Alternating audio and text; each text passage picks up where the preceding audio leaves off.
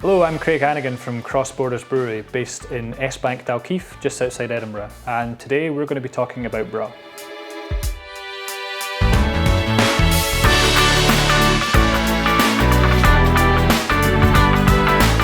Bra is our flagship beer. It came along in 2017 when we had the need for a higher strength, punchier beer.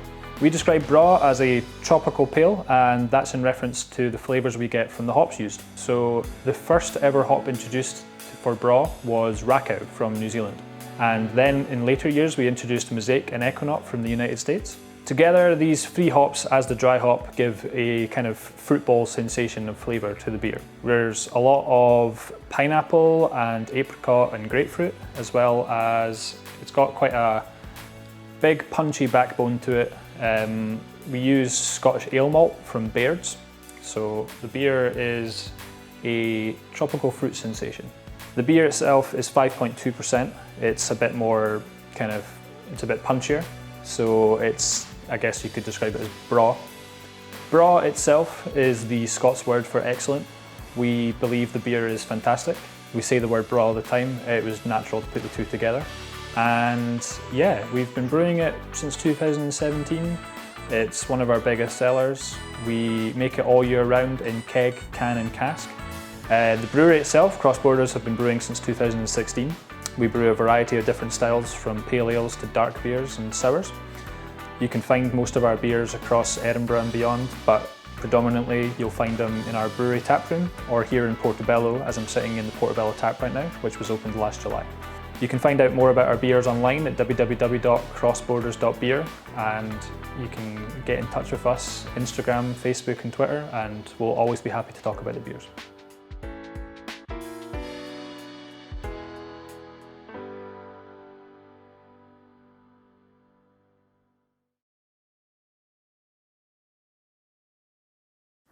The following program is a beer tasting video for Newbarns Brewery's Oat Lager, brought to you by David Blomquist Media. Millions of people around the world have discovered lager, and more scientific studies are pointing to the benefits that come from drinking vitamin-rich, wholesome lager. There's nothing like the straight-from-nature taste that comes with every pint of fresh brewed lager. And no one knows the goodness of brewing better than the godfather of lager himself, John DeJohn. He's over 30 years of living proof that lager really works. Why is it so popular? What makes oat lager so special? Well, to find out, join us today as John DeJohn and celebrity host and beer expert Johnny Hamilton tell you everything you need to know about the amazing oat lager and benefits of the lager freshness. Let's get ready to brew. Good evening. I'm your host, Johnny Hamilton, and today we're going to be learning about the Newbarns Oat Lager. For over 200 years, drinkers around the world have enjoyed the cool, refreshing tastes of lager beer. With its bottom fermentation, crisp finish and tantalizing foam, lager beers have been enjoyed from everyone from sports fans to celebrity gardeners from the 1990s. So without any further ado, let's get our guest in here, John DeJohn. Let's give him a round of applause, guys. Thanks for having me. So, John, it's been a heck of a year. Why don't you tell the audience at home and our studio audience a little bit about how you guys got started, how the brewery came to be, and of course about this delicious beer we're about to try. Well, it wasn't just me, and I'll try to keep this short. So in 2018, the founders of the brewery, Gordon and Emma, who sadly couldn't be here today, decided that they were going to start their own brewery. They were working at the Colonel at the time, and they recruited some help from myself and my colleague at the time, Fred, who worked at a brewery called Beavertown. So nothing really happened up until last summer when we moved up to Edinburgh, and we found this site where we are today, beautiful site. And we started, we planned to make beers at the start of the year, and then something called a pandemic hit, which kind of threw a bit of a spanner in the works. So we didn't actually get brewing until the end of August, and since then it's been pretty full on making our core range of beers. The original plan and the ethos behind the brewery was to make beers that can be enjoyed in the pub with friends, to stimulate conversation. So all our beers range between 3 and just under 5%, nothing too big, although we did just put out a few specials. But yeah, we couldn't do that, so we had to get this guy. So now, that's why you guys at home are able to enjoy the oat lager from the comfort of your kitchen and your living room. But when things get back to normal, hopefully we can enjoy these beers in the pub with friends. And hopefully you guys can come up here, and behind there, we've got a little tap room for you guys. Well, I don't know about you guys, but that was a heck of a story. So John, how about we whip up a batch of that famous oat lager we're all talking about, huh? Thanks, it shouldn't take long. So, oat lager. So, the concept behind the oat lager. It's kind of influenced by quite a few beers that we enjoyed over our time in London. So, it's a lager. We love to drink lager, but it's also influenced by beers like bitters, so cask bitter, and also by beers like De La Sen's Taras Bulba. So it's got a little bit of esters characters for a lager, and it is dry and bitter, and it's our hoppiest beer in terms of hot side additions. So let's whip up a little batch of oat lager, shall we? So what you're going to need, you're going to need a blender. Any blender will work. And first of all, we take the cereal. So for this beer, it's a blend of, it's called an oat lager, so it's got some oats in there. Malted barley, malted wheat, some oats. We take that, we put it in, it's called the mash tun. And can't be doing no mashing without water. So this is Scottish water. We get this directly from the taps, and that goes in there. Best water in the world, some say. Some say they've clearly not been to Northern Ireland. So this is what's called mashing. So as you can see there, it's ready to be mashed up. And then we take some hops. So these hops are two varieties. We got Admiral and Goldings, and they come from Brookhouse Farms in Herefordshire. Great hops. They're not a sponsor, but if you guys want to sponsor the show, get in touch. And those guys go in as well. So this is like a one pot. You've heard of one pot recipes. This is a one pot brew. And yeah, so that's going to do nothing unless you get yeast. So we got yeast here, lager yeast. And we use this in our Pilsner as well. In our Pilsner, we ferment at 10 degrees or 11 degrees. And we get quite a clean beer. For this, we like to ferment it a little bit warmer at 12 degrees. And it gets a little bit more character that way. So we're getting like, I don't know about you guys at home, you'll taste it in a second, but we get a little red apple, which is a compound called ethyl hexanoate. And that's what kind of reminds us of Best Bitters and beers like De La Sen's Taras Bulba. So, gonna do the whole process here. Turn this guy on. Might want to cover your ears.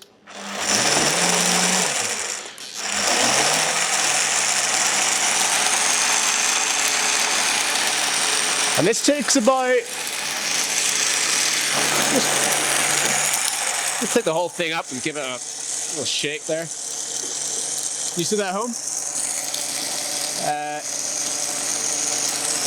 So it's got the consistency of a porridge.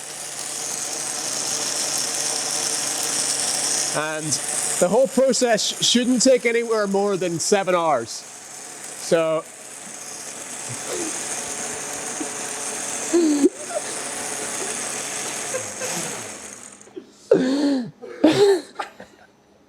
one take.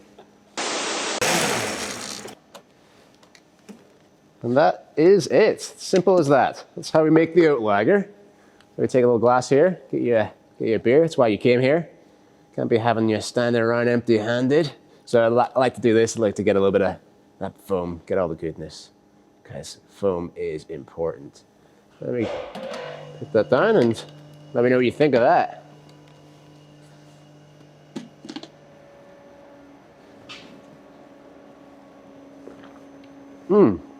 It's delicious. One question though, how did you get it so wet? Oh yeah, the water. So, hopefully at this time, you guys at home are enjoying one of these oat lagers from Newbarns Brewery. I certainly am enjoying it. So, I hope you get some of those characters that John here was describing. So first of all, we look at it. Nice pale beer. So that is just the base malt. So I think he said extra pale malt. So yeah, you'll notice, first of all, that it's got a really nice mouthfeel. So that's those oats, which are providing that kind of smoothness. The smoothness just slides on down the throat. Then after that, I'm getting those esters. I'm getting those red apple character that John mentioned over there. And yeah, that comes from the yeast apparently. So that warm fermentation, we didn't give it a little touch there, but yeah, it was pretty warm. So yeah, and then after that, I'm getting bitterness. So I'm getting, doesn't taste much like a lager to me. It's got the drinkability of a lager, but that bitterness is reminding me of cask beer, cask bitter, down the pub with your friends. I mean, I've never tried this beer. He keeps talking about the De La Seine beer, but after trying this, I'm probably going to go out and get myself one of those. Now, just a really interesting lager. Not very different to most lagers that you will have tried, but definitely a lager. It drinks like a lager. I don't know about you guys, but I'm going to go finish this. And just want to say thanks to you guys at home for watching. Thanks to John, of course, for his time.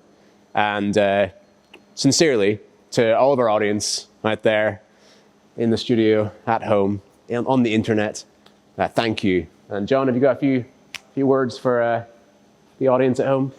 Well, thanks for having me. You've been a great host, I must say. And yeah, thank you for everyone at home for listening and watching. And I hope you guys, I personally can't wait to get off set and have one of these myself. But good night.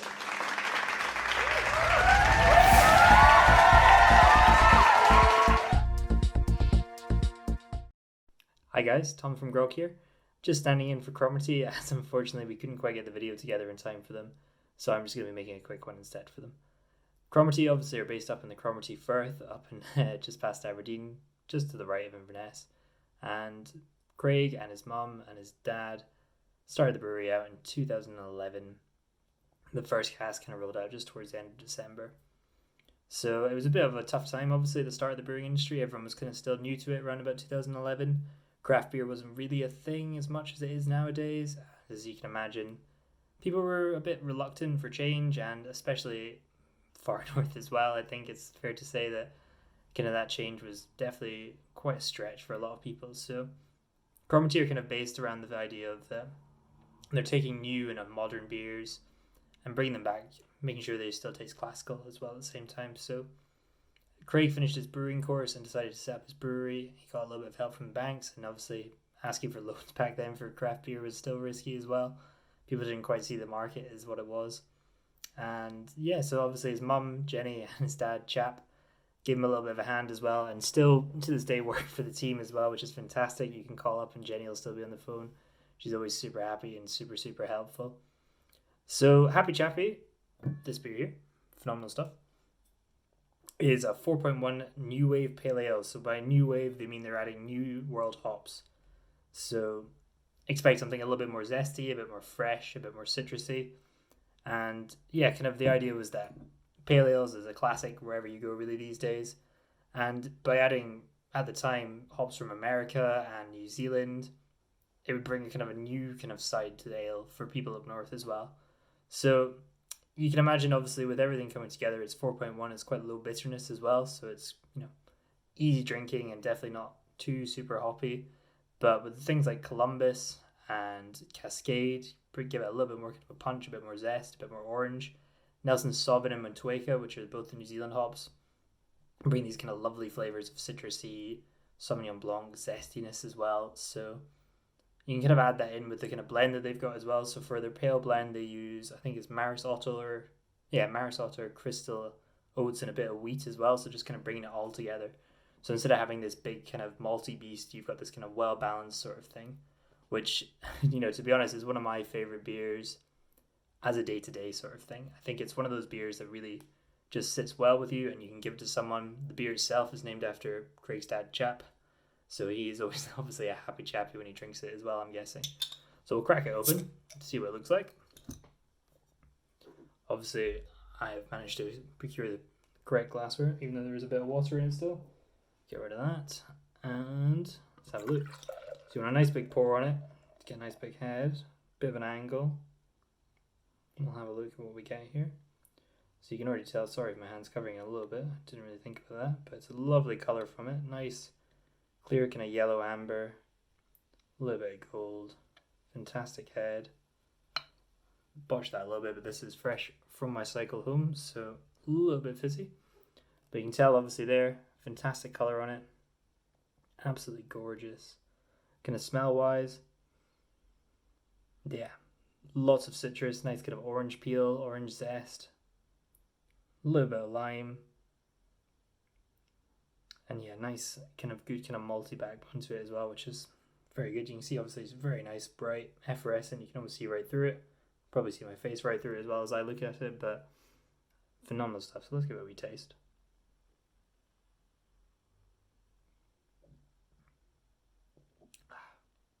Oh, that's lovely. Absolutely lovely. Very nice. Not too bitter at all. Nice, very soft. You can get the oats kind of very nice and flaky. That's probably the best way to describe it. Very soft, pillowy. Some people would say like drinking a cloud, which is quite nice. We'll go in for round 2.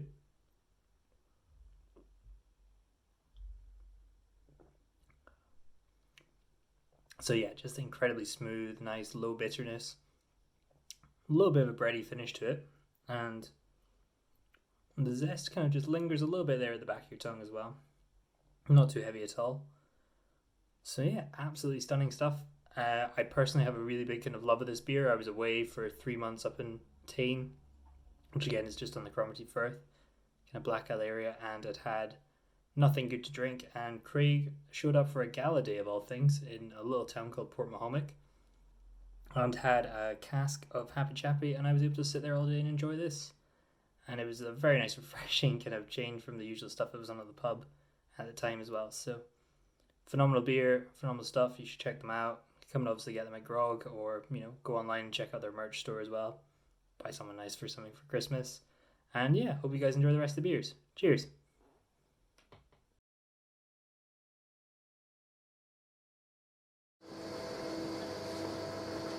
Hier, Andi, kommst du? Wir machen ein Video, schnell! Ah, machst ein Video, ah, wunderbar. Herzlich willkommen bei Top Art Brewery. Prost! Hi, my name is Michael Hopert. I'm the co-founder and head brewer of Top Art Brewery, and today I'd like to tell you a thing or two about Schmankerl, our Hefeweizen. So, Hefeweizen is typical Bavarian style, and we are trying to get the style as authentic as possible. For that we're using just the purest wheat and the freshest hops, and most importantly for this particular style, a yeast strain that is unique to these Bavarian Hefeweizen. Normally we're using a lot of different dried yeast strains. We've got 5 here at the moment, but for Schmankerl I wasn't able to find a dried yeast strain that is able to produce all the flavors that I want to have in a beer of this particular style. So what we're going to have to do whenever we brew Schmankerl is order just a little vial of homebrew quantities of that particular yeast strain and have it sent off to a company that will then propagate the strain for us. It's not cheap, it's a bit of a hassle, but it gives us that typical style that we want in that Bavarian wheat beer. Speaking of Bavarian, I brought you some proper Bavarian music. Check this out.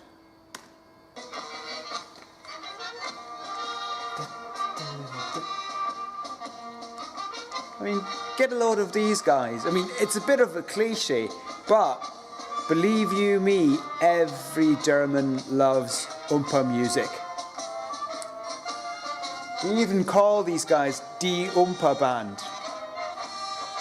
But speaking of cliches, it is a little known fact that us Germans are in fact practically born naked.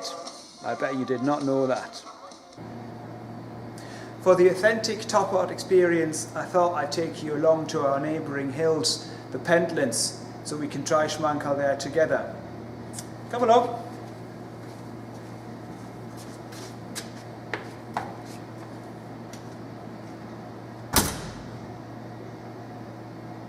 it is of course crucial that you get the temperature of your beer spot on. Ideally, if you're out in nature, out in the hills, out in the pentlands like we are here, you can just use a handy burn like this.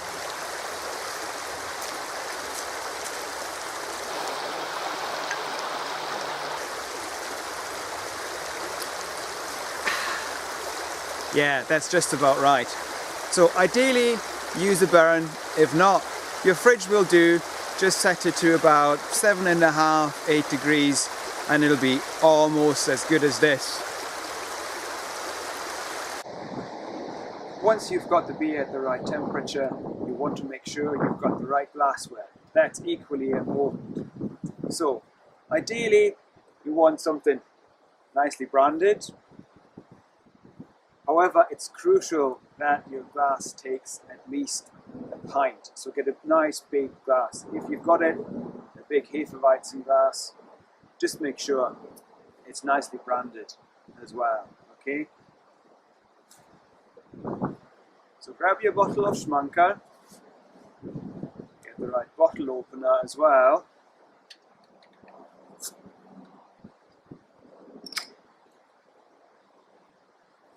And start pouring. As I explained earlier, the yeast is very important in this beer, so we don't want to pour all that away. So when you pour your beer, leave about half an inch or so in the bottle. Once you've got there, give it a good swirl and pour the rest in. Gives a nice head as well. That.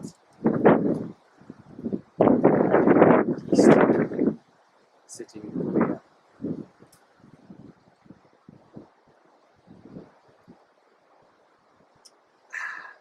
It's quite something. You get loads of bananas, cloves, classic Hefeweizen notes really. And then you can just, once you pour it properly, kick back and enjoy it.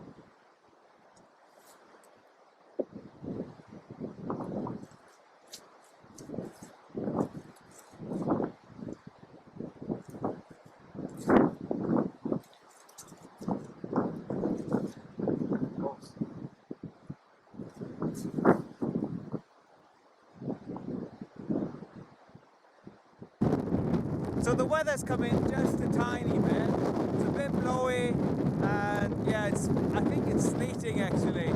So you can't see the brewery behind me anymore. But when you're out here trying to enjoy your beer, it's very important that you still do that regardless of the weather. So bring a can. Obviously it has to be top out if you're topping out like I am here on Castle Law, and enjoy what you're doing. Prost.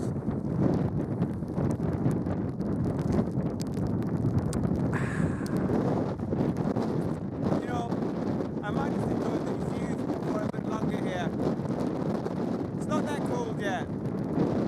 Cheers.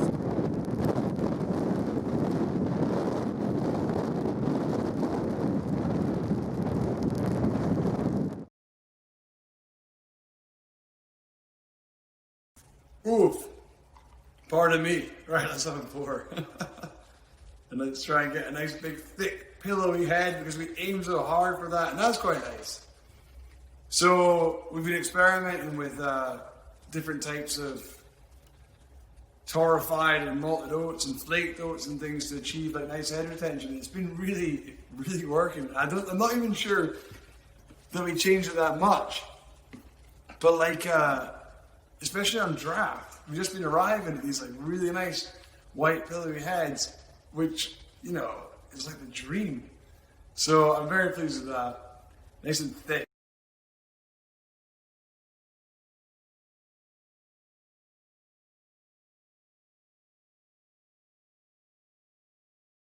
Currently in our warehouse, we're just home to our modest barrel aging program.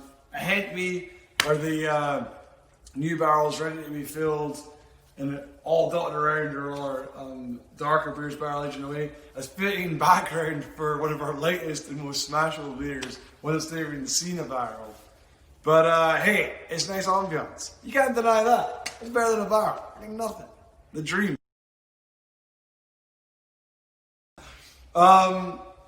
Yeah, so characterized with this like nice hazy body,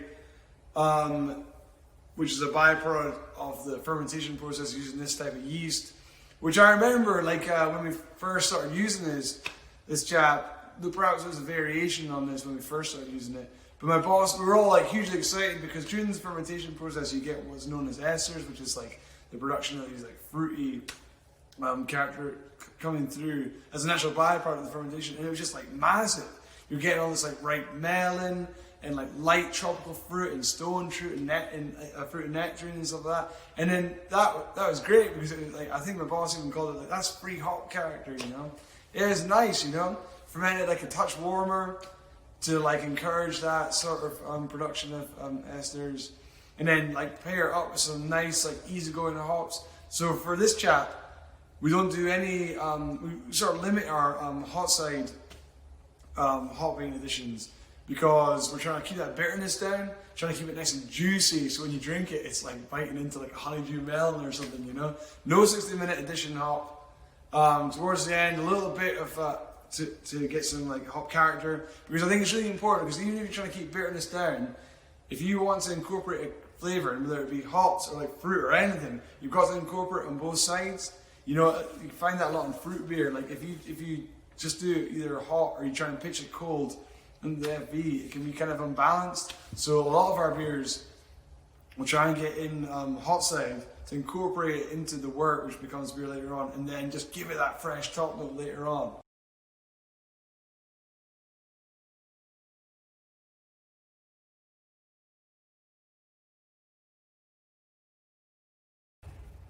What recommends a good core range beer is one where you can session on it all day and then not feel too blue the next one, because a lot of our beers, like in our amplified rooms, can be a bit more divisive and split the room, or indeed the world. And you know, not everyone wants to have like an imperial chocolate stout with like 2 types of chili in it and vanilla and cinnamon and stuff. Sometimes you just want to have a nice, simple, easygoing session pale. So there was room for it in the core range, and we went for it. And that's important because it's like, it's not all the mad beers that sort of like keeps the brewery going. It's not like all the jalapeno and fresh lime juice IPAs that like keep the lights on. It's like a good, strong core range that like people can depend upon.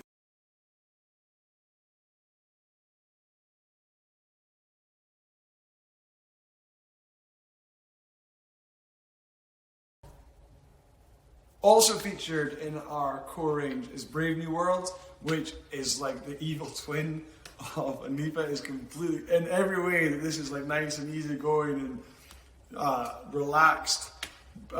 West Coast, the Brave, is completely different. So West Coast is like characterized with being like piney and resinous and a heavy hitter and full of all those like amazing North American hops. Like they're all like big hitters, you know. What recommends a nice NEPA is that it's got this amazing soft mouth feel. It's very light in terms of like the fruit character it brings to the table. There's very little in the way of bitterness, and it's almost like you get this like nice light tropical characters. And like I said before, it's like biting into a fresh melon.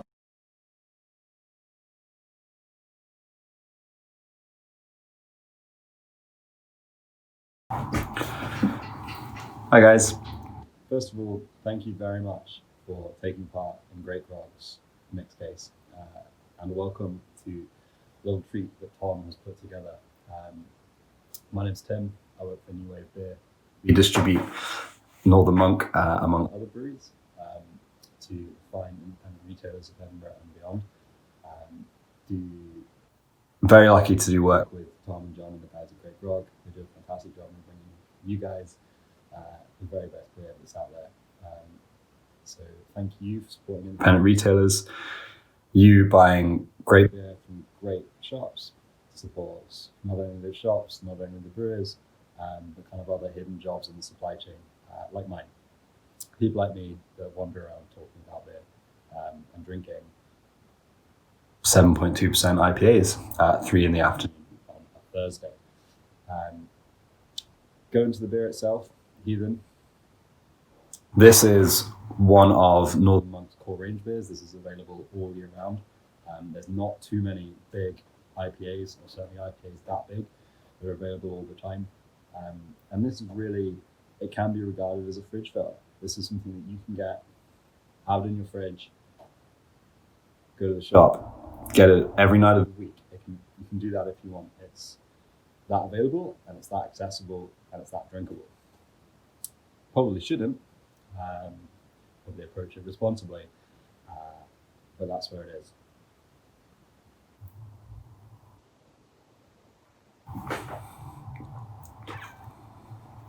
So, and Tom and John would confirm this, as would most who know me. Generally, New England IPAs, or New England style IPAs, which is what Heathen is branded as, are not something that I generally go for. I prefer West Coast, clean, classic bitterness, that sort of thing.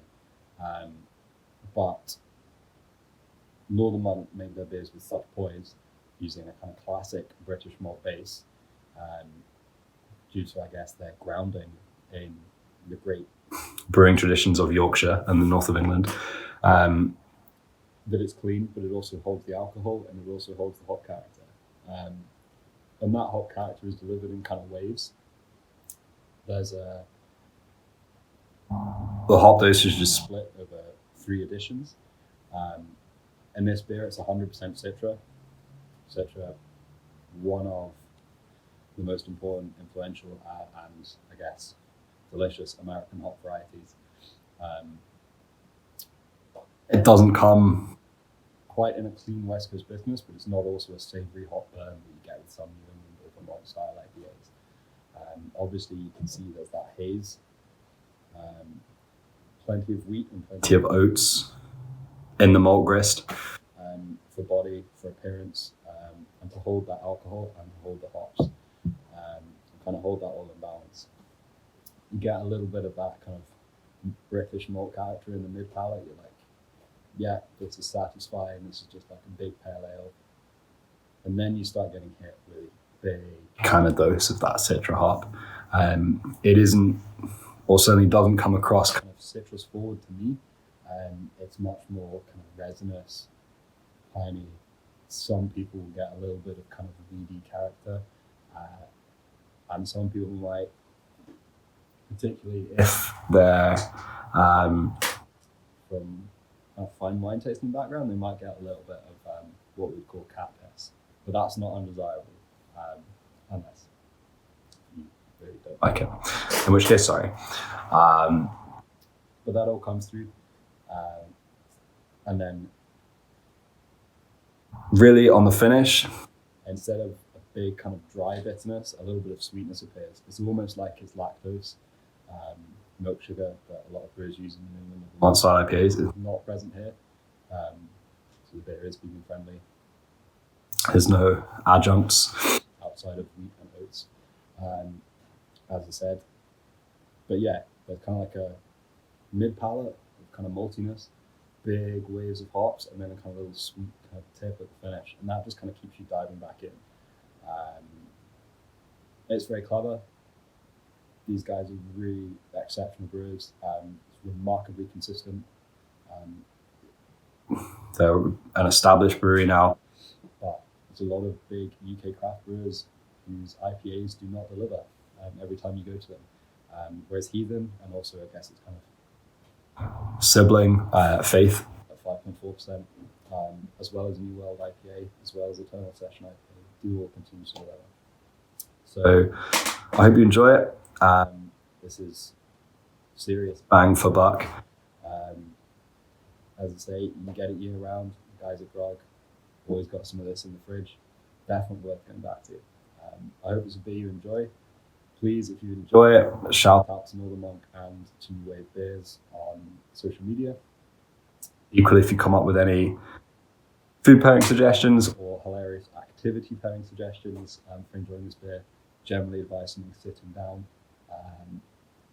even kind of standing up and walking around my living room whilst talking about this has been challenging, and I don't leave that much in. But yeah.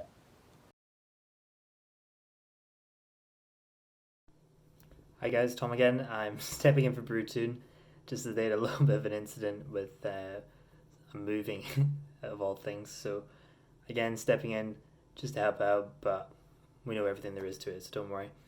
So Brew Toon were founded in 2017, just kind of towards the tail end of that, and are a small micropub based up in Peterhead. So they are actually the most easterly brewery in Scotland, which is quite a fun fact, I think. So they were kind of born out of a passion for bringing something new to the northeast, which obviously with Brewdog kind of dominating that sector is pretty difficult to do. Peterhead being a bit of a stronghold for the kind of hardened drinkers, not wanting to change too much. So a lot of the guys from Brew Toon were initially kind of into their beers and wanted to bring something a little bit different to the community, but also not forcing it upon them. So by offering a kind of a traditional feel with a bit of a new kind of turn of events with a brew pub sort of thing. So everything's brewed on site in the pub. Really, really small microbrewery, and they're now just making some fantastic beers with really, really big flavors. And yeah, it's incredible to see the changes that, maybe, 10 to 15 years ago, I don't think you would have ever been able to sell someone a mango IPA in Peterhead, but such is life now. So initially they were kind of built on the site, which was Hunter and Sons Tanfield Brewery. So if anyone remembers that, big points, and it's something that I think they want to stick true to as well. They want to have this kind of history of this brewery that was there and then rebuilt again, sort of thing, brought into a little bit of a modern light as well. So interesting to see. I think they've been making some fantastic beers themselves. They've been pushing the boat out quite a bit with some of their beers, like Raspberry Ripple, the nitro beer, which again, you don't see too many nitro beers really at all anymore, but it's good to see someone trying that style out again. So today we have Mango Unchained, great play on words obviously, and yeah, so it's a mango IPA that's been put together with a load of hops, again New World, so they're using Simcoe, Azak and Mosaic, which are big kind of fruity hops that you will get fantastic nose from. It's only 5.8%, so it's not the top end of strong, but there is definitely a bit of punch to it. The fruit kind of helps with that as well. So mango and passion fruit are the kind of two adjuncts that they're chucking in there basically, which, passion fruit, again, fantastic thing to brew with, gives it a little bit of sourness and a little bit of tartness, but again, not so much that it's a sour beer. So I remember the first time I've tried this, it was fantastic. It was super fruity, super mango. They're using Maris Alter and caramel, so very, very, complementary malts that'll just kind of go through everything quite nicely as well. So let's open it up and see what it's like. I've had to put my hat on as well, as unfortunately my flat is freezing. And the cycle home, this was, what's the date today? 5th of December, so if anyone remembers that, it was pretty minging that weekend is when we had the thunder snow. So obviously the perfect time to have a mango IPA is when there's a thunder snowstorm apparently. So we'll see what it looks like. So pouring, you can see, absolutely lovely, nice kind of light from the caramel and the Maris Alter. Not too much of a head, but I am pouring it quite gingerly. So yeah, really, really effervescent, quite hazy obviously, not quite as bright as some of the other beers, but that's okay. Again, nothing wrong with that, it gives it a bit more flavour, some will say. So from the nose, you can just get this fantastic kind of tropical wave of mango and passion fruit. It really is, it does actually smell a little bit like a Rubicon actually. Ooh. So yeah, a little bit of sweetness. Loads of fruit though, absolutely buckets of fruit. So we'll give it a little taste.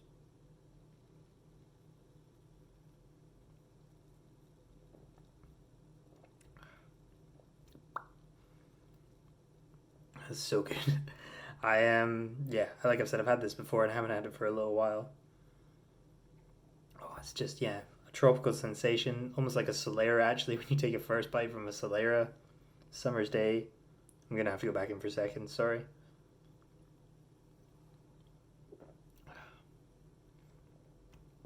So yeah, you get that lovely kind of big initial hit of tropical fruits first at the front of your mouth.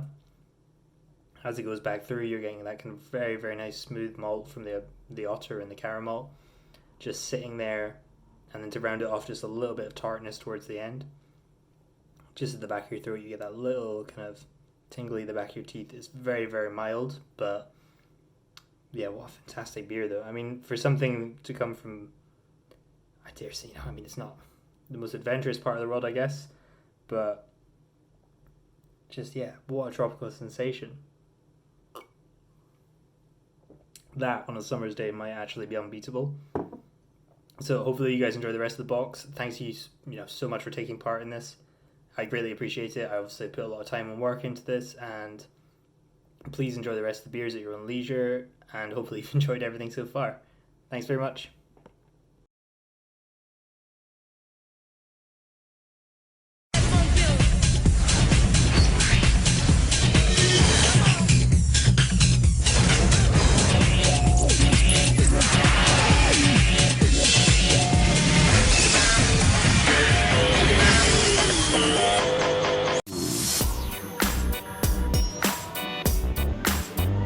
What's up, y'all? Big Snoop Deal Double G. I want to welcome y'all to my house, the dog house. Slide in. This is the room where nobody gets to kick it at. It's called the Untouchable Room. Touch on basis of untouchableism, you know, talking to my players. Don't nobody come in this room either. I guess this the players' room where we chop the game, you know, players' table. Little Snoop Dogg right here. I'm usually in the studio. It's the living room right here. See this artwork right here? Beautiful. For the most part, we watching, videos or movies, or the kids coming in and watch cartoons. The awards is cool, and we're trying to get some new ones up there. But I like the one in the middle. See what the sign say right here? This is not a kick it spot. If you don't have any business in here, get out. This is where it all go down there, where we create all the, but this is what we represent right here, this gangster rap thing. Hey y'all, this is the backyard in the wonderful world of Doggyland. This is a little patio area right here, where the players like to kick it. The jacuzzi, the swimming pool. Right now, I'm the best swimmer, but my Uncle Junebug think he can outswim me. He's 60 years old. Now look at my dogs, they're gonna show out for you. My oldest son asleep right now, Spanky. He over there knocked out. This is how we doing it for the 2000 Doghouse office. And it's the radio right here where we survey demos. If people send us demos, CDs, we listen on that radio right there. If it's whack, that's a trash can to go in. This is the other little studio. If you make a hot beat back here, you get to take it in the big studio. You basically auditioning, trying to, get your music into the next room where we can actually record it and take it to the next level. See what the signs say? No food or drinks in the studio. Now look right here. Look how they pay attention to the rules around here. That look like food and drink, don't it? This the old school Batman and Robin Riviera, the navigator for all the player haters. And this here is my girl right here, Annie Mae. My Fire Deuce Pontiac. She means so much to me. I'm gonna show y'all to the door. And the same way y'all came in is the same way y'all gonna go out. I love y'all. I appreciate y'all for coming through here, sharing your beautiful afternoon with me and my family and seeing my home. Y'all drive safely and buckle up, because the police will jack your ass.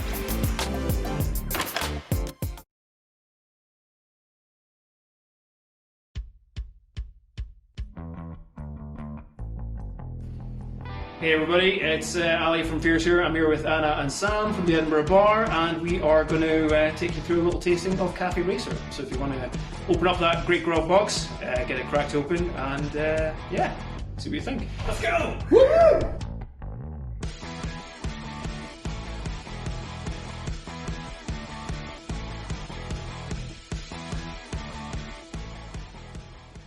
So Cafe Racer. Cafe Racer, yeah, so this is our coffee and vanilla porter.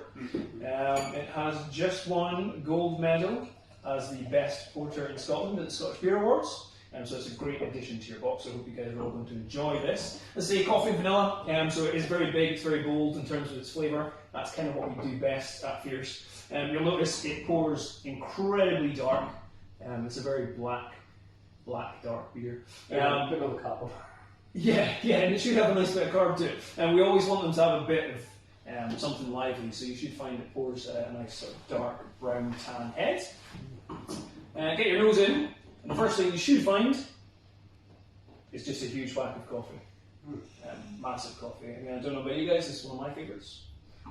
Personal favourite of mine. It's kind of mellow. It's big, but it's not like walking into a coffee shop where it's all you smell. It's got that sort of shallow thing going. Yeah, the coffee we use is Sumatran coffee bean from a local roaster up in Aberdeen. We add the beans whole in secondary fermentation. So we're not using anything too artificial, so it's not going to punch you right in the face with that coffee hit. It's there as a big bold flavour, but it's also fairly balanced with the vanilla. Which is the sweetness. Which is the sweetness, yeah. You get all that on the nose for sure. And it is a very kind of rich coffee aroma. It's got a bit of dark chocolate to it as well, I always find. But like a proper big dark chocolate. Yeah, they're quite dry, yeah, for sure. And those are all flavours you should get when you taste the beer as well. So. I'm just going to keep sniffing it. Quite happy. It is a good one.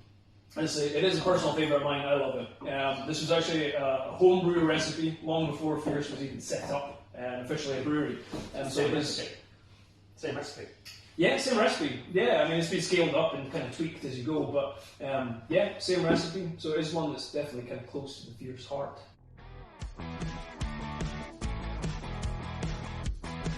I always find the more you let it settle in the glass, the more you go back on your nose, the more you taste it, the more vanilla then starts to come through. We do add vanilla to it as well as the coffee beans. But whereas that initial hit is pure coffee, the sweetness starts to come through the more it kind of settles down.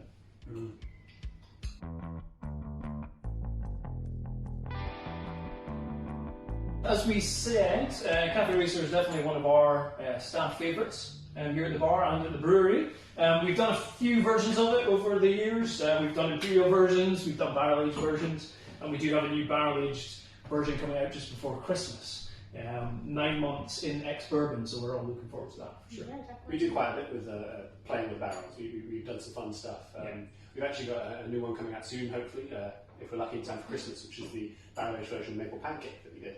Yes. Which is a beautiful beer even without the barrel aging. Yeah, for sure. Maple Pancake was our maple syrup pale, which came out during lockdown. So if you haven't managed to get that, there will be some more of that kicking about very soon.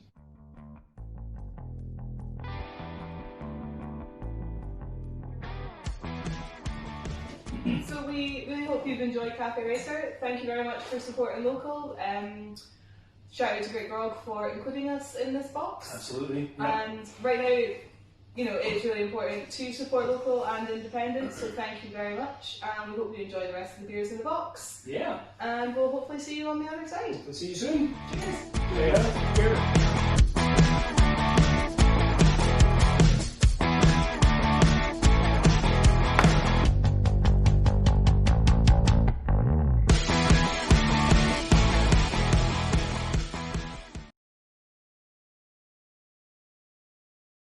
Hello everyone, it's such a shame that we couldn't enjoy the Great Grog Beer Fair as normal this year.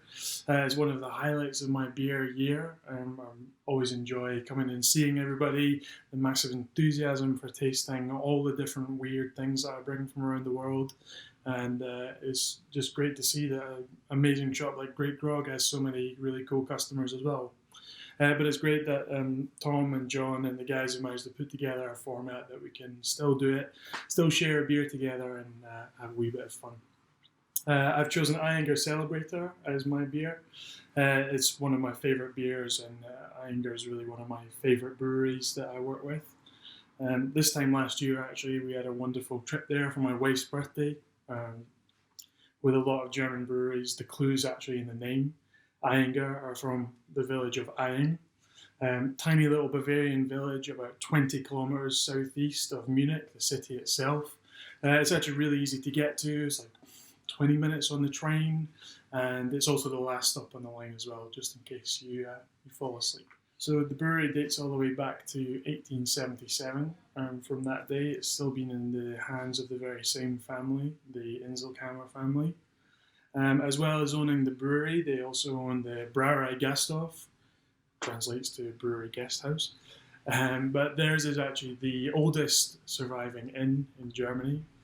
Dates all the way back to 1385. It's obviously been through a handful of renovations in that time. But as well as the beautiful hotel, they also have the August and Maria restaurant there, which is rated in the Michelin Guide and particularly excellent. Directly across the road, there's the Ayinger Brauhaus as well, where you can go for a slightly more casual beer and a delicious, heartwarming Bavarian meal as well.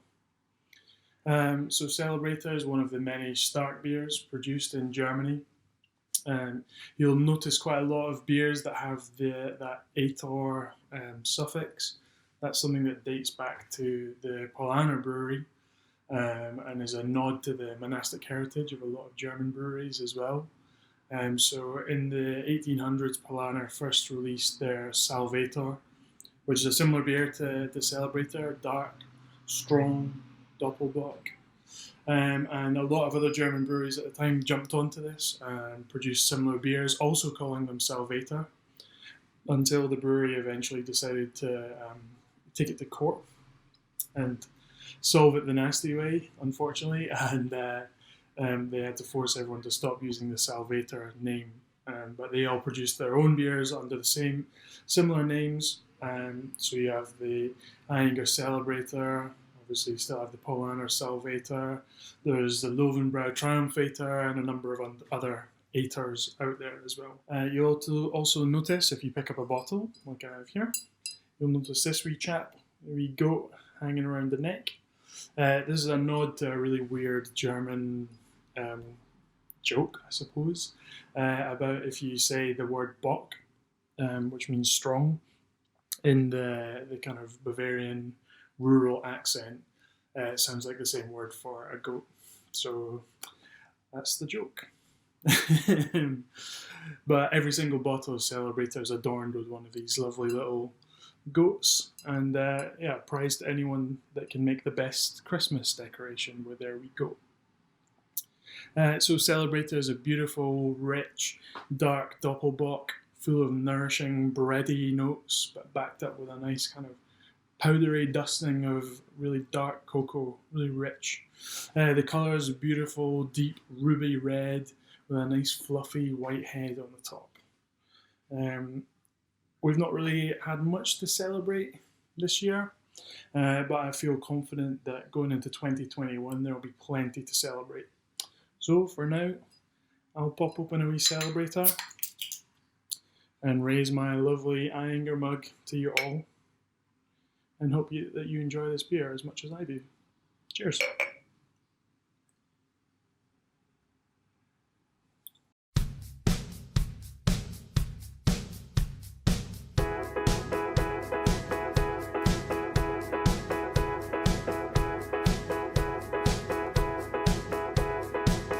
Little sugar